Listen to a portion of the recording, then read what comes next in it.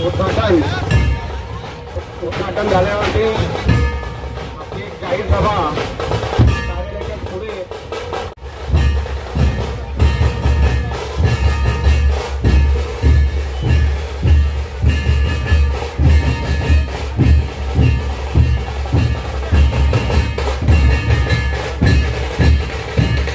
उपस्थित आहे. या कार्यक्रमाची शोभा त्यांनी वाढवलेली आहे. आपल्या सगळ्या उपस्थितीमध्ये हा कार्यक्रम जो आहे आजचा उद्घाटन सोहळा या ठिकाणी पार पडणार आहे.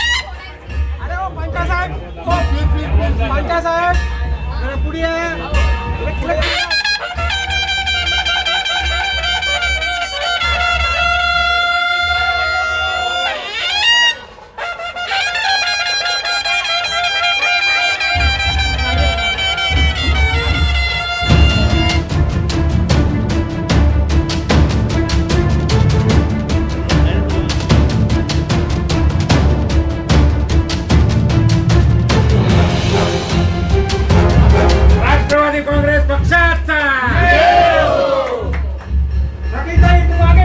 हम तुम्हारे साथ हैं। देखिए, इस पश्चिम उपनगर के इस प्रमुख तालुका में विलेपार्ले इस तालुका में अगर हम देखेंगे तो हमारे सहयोगी भाई श्री अशोक पांचाल जी जो मेरे साथ मुंबई के सरचिटनीस की जिम्मेदारी लेकर इस तालुका में काम कर रहे हैं और उसी के साथ मेरी बहन यहाँ पर यामिनी पांचाल जी जो जिस दिन से उन्होंने गुजराती विभाग का मुंबई का अध्यक्ष पद स्वीकारा है उस दिन से मुंबई शहर में लोगों तक पहुंचकर समाज के लोगों को अपनी पार्टी के साथ जोड़ने का एक प्रमुख कार्य जो है वो उनके माध्यम से यहाँ पर हम देख रहे हैं। विशेष रूप से विलेपार्ले ये जो मतदार संघ है ये गुजराती भाषिक परिवार यहाँ पे ज्यादातर रहते हैं और उसी के साथ यहाँ पर समाज से जुड़े हुए लोग अगर पार्टी में आते हैं तो मैं समझती हूँ कि वो संगठन मजबूत करने वाली एक बात है।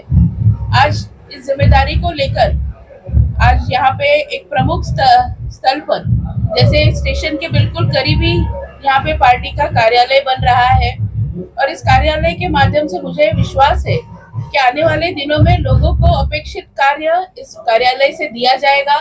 लोगों के हित में जो काम है उसको करने के लिए मेरे संगठन के मेरे सहयोगी सब यहाँ पर काम करेंगे और पूर्व पश्चिम उपनगर इस परिसर में ये कार्यालय होना लोगों की व्यवस्था होगी ये मैं समझती हूँ और निश्चित रूप से इस विषय को और इस कार्य को लेकर हमारे सहयोगी भाई अशोक पांचाल जी और यामिनी बेन पांचाल जी इस पर खरीद करेंगे। देखिए, मुंबई महानगर पालिका जो है ये 100 साल से भी ज्यादा से मुंबई महानगर पालिका एक व्यवस्था है। मुंबई करों को जो नागरिक सुविधाओं की कामों की अपेक्षा होती है इन कामों को पूरा करने का काम मुंबई महानगर पालिका से होता है।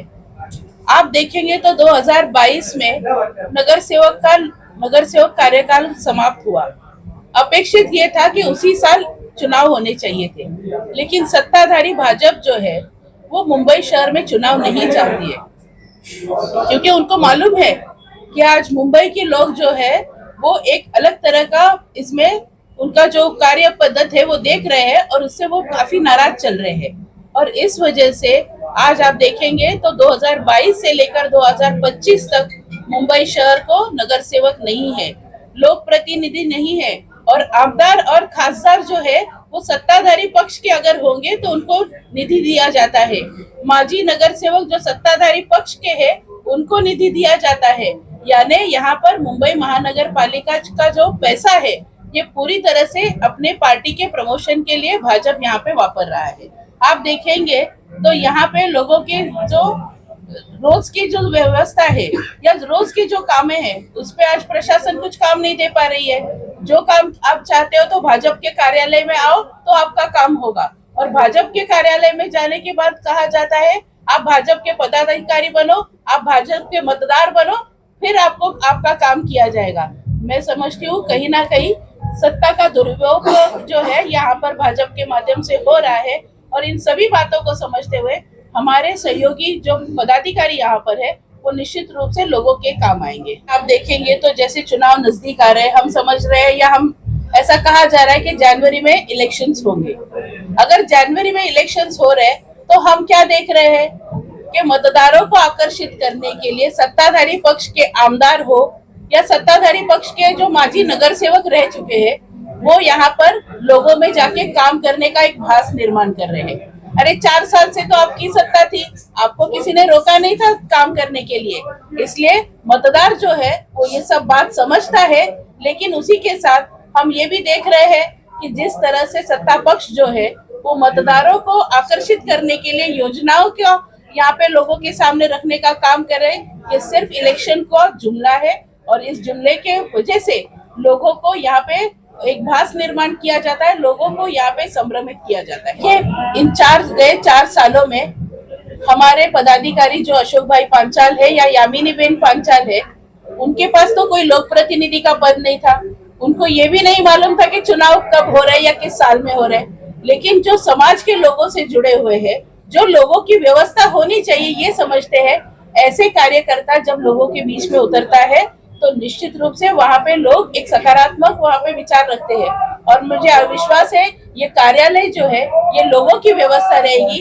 ये कार्यालय जो है ये लोगों के लिए सालों साल तक पूरा होने का काम करेगी। इस विश्वास से हम सब काम करना चाहते हैं। वरिष्ठों का विषय है, मैं उसको कुछ नहीं कहूँगा। दूसरी बात कि यहाँ पर 10 से 12 साल से मैं काम कर रहा हूँ, ऐसे नहीं कि अभी राष्ट्रवादी में आने के बाद ये काम शुरू किया है। 2012 से मेरा काम यहाँ शुरू है और लोगों तक पहुँचे हैं हम। यहाँ भले हम लोग कार्यकर्ताओं की हमें कमी है, लेकिन चाहने वाले लोग बहुत है, मेरे समर्थक बहुत ज्यादा है। तो यहाँ सब लोग आए हैं इस बात पे कि अगर कार्यालय खुला है तो लोगों की काम करने के लिए लोग यहाँ आके खड़े रह सकते हैं। उनकी कुछ समस्या है, उनको कुछ सुविधा देनी है तो यहाँ बातचीत कर सकते हैं। तो हमेशा मेरे घर पे लोग आते थे। कार्यालय 2012 में था लेकिन उसके बाद बंद किया था, तो अभी ये कार्यालय के माध्यम से लोगों तक हम पहुँच पाएंगे। और यहाँ के जो स्लम है वहाँ के राकेश दीदी भी हमारे साथ आई हुई थी।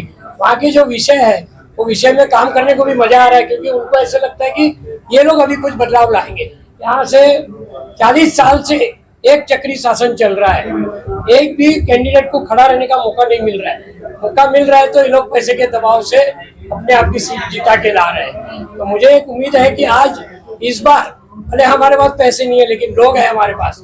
हमने हमारे इंसान कमाया है, हमारे समर्थक लोग को कमा के रखा है। भाई और यामिनी ने मिलके यहाँ बहुत सारे काम किए, इसलिए हमने सोचा है कि यहाँ से बदलाव लाने के लिए खड़ा रहना जरूरी है, क्योंकि परिवर्तन होगा तो ही कुछ होगा। मुख्य मुद्दा क्या होगी? वाटर मीटर गटर के अलावा मुख्य मुद्दा क्या होगा? एजुकेशन का मुद्दा है। यहाँ की बालवाड़ी, म्यूनसिपालिटी स्कूल सब बंद हुई। अभी मैं गुजराती स्कूल में गया था म्यूनसिपालिटी की, तो 35 खाली स्टूडेंट है। बोलता है हमारे स्कूल बंद करने के लिए बोल दिया। तो वो प्रिंसिपल हमारे पंचायत है, उन्होंने बोला कि मैं कैसे कैसे करके लोगों को लेके आके 35 स्टूडेंट बनाया, तब जाके वो स्कूल बंद नहीं हुई। तो गुजराती माध्यम में इंग्लिश मीडियम भी पढ़ाई जा रही है, फिर भी लोग नहीं जाते क्योंकि उनको कॉन्वेंट में और इंग्लिश मीडियम में पढ़ना है। तो मैं ये भी कहूँगा कि गुजराती स्कूल में भी इंग्लिश पढ़ाई जाती है, तो तुम वहाँ जाके पढ़ सकते हो। वहाँ तुमको फीस भी नहीं देनी है, सरकार अपना पूरा जिम्मेदारी निभा रही है वहाँ पर। आज इतनी महिलाएं जो आई है, जो इतनी महिलाएं आई है ना, वो सब परेशान है। आज हर महिला ने मुझे इनकी परेशानी बताई कि हम किस किस चीज से, जो घर का है, पानी का है, टॉयलेट का कितना प्रॉब्लम है महिलाओं को, प्रेग्नेंट लेडीज है उनको कितना तकलीफ है। उधर ने 100 रूम के बीच में एक टॉयलेट है। कैसे महिलाएं सर्वाइव करेगी, कैसे लड़कियां सर्वाइव करेगी? वहाँ पे लाइट नहीं है। वहाँ हम लोग देखे रात को उनको जाना है, कितना तकलीफ है। गंदगी तो हद से प्यार है। तो वो जेंट्स तो चले जाते हैं लेकिन महिलाएं घर पे है, तो हर दिक्कत महिलाओं को है। आज जो महिला आई है ना वो सब दिक्कत है। आज एक गुजराती समाज की महिलाएं आई, उनका एक विचार उन्होंने आज बताया मुझे कि हमको इंग्लिश नहीं आता है, हमारे बच्चों को हमको गुजराती पढ़ाना है। स्कूलें बंद हो रही है और एक स्कूल है जो वहाँ बच्चे नहीं है और वो स्कूल बंद रही है। यहाँ पे बच्चों को पढ़ाना है गुजराती में, उनके पास स्कूल नहीं है। तो एक जो मिसकम्युनिकेशन है वो हम करके हम वापस वो स्कूल चालू करेंगे। जो बंद हो रहा है उसी को हम चालू करेंगे। स्कूल कभी बंद नहीं होनी चाहिए, क्योंकि शिक्षण बंद नहीं होना चाहिए। शिक्षण ही हमारा भविष्य है, तो वो बंद नहीं होना चाहिए। इस मुद्दे में मैं आगे जाऊंगी। इस चुनाव को लेकर और कार्यालय ओपनिंग हुआ खास करके। जी देखिए, मैं पार्ला में 85 से रहती हूँ। पार्ला ईस्ट में पार्लेकर लोगों की बहुत समस्या आहे। पार्ल्यामध्ये फिरायला एक ग्राउंड सुद्धा नाहीये। इथे एअर इंडियाची मोठी कॉलनी आहे, त्याच्यामध्ये morning walkers, evening walkers walk करायला जात होते, परंतु आता ते सगळं एअरपोर्टच्या व्यवस्था आणि सगळी कॉलनी ही अदानींच्या घशात घातलेली आहे। तर आमची मागणी आहे की तिथे जॉगर्स पार्क, एक मॉर्निंग वॉकर्ससाठी आणि इव्हिनिंग वॉकर्ससाठी जॉगर्स पार्कसाठी जागा दिली पाहिजे। तिथे एक स्विमिंग पूल असलं पाहिजे, तिथे जिम असलं पाहिजे। कारण पार्ल्यामध्ये जसे गुजराती म्हणाले तसं मराठी लोकांची संख्या खूप मोठ्या प्रमाणात आहे। हा महाराष्ट्रीयन एरिया जास्ती आहे आणि या मराठी एरियामध्ये लोकांना स्वतःचं स्वास्थ्यासाठी फिरणं खूप आवश्यक आहे आणि इथे फिरायला कुठेही जागा नाही, एकही ग्राउंड शिल्लक नाही। पार्ल्याची दुर्दशा झालेली आहे, पार्किंगची समस्या आहे। मार्केटमध्ये जाल तर फेरीवाले रस्त्यावरती बसलेले आहेत, टॉयलेट्स नाहीये, एकही सुलभ शौचालय पार्ल्यात नाहीये। पार्ला स्टेशन मधनं जेव्हा मी जाते तेव्हा लोक सगळे सांगतात की इथे एस्किलेटरचा जिना पाहिजे, लिफ्ट पाहिजे, पण तिथे एस्किलेटरचा जिना नाहीये। तर पार्ल्याच्या लोकल ट्रेन मध्ये जाणाऱ्या येणाऱ्यांची गैरसोय खूप आहे। तर पार्ल्याच्या अनेक समस्या आहेत, त्या समस्या सोडवण्यासाठी निश्चितच आम्ही जर इकडची सीट जिंकलो तर आम्ही नव्या दमाने हे सगळे प्रश्न लोकांचे सोडवू। आणि सुजाण पार्लेकरांचं मागणं आहे की इथे एक जॉगर्स पार्क पार्ल्यामध्ये झालं पाहिजे। त्याची मागणी करण्यासाठी मी एकनाथ शिंदेंना आणि मुख्यमंत्री देवेंद्र फडणवीस यांना पत्र दिलेलं आहे, पण अजून त्याचं काही उत्तर आलेलं नाही।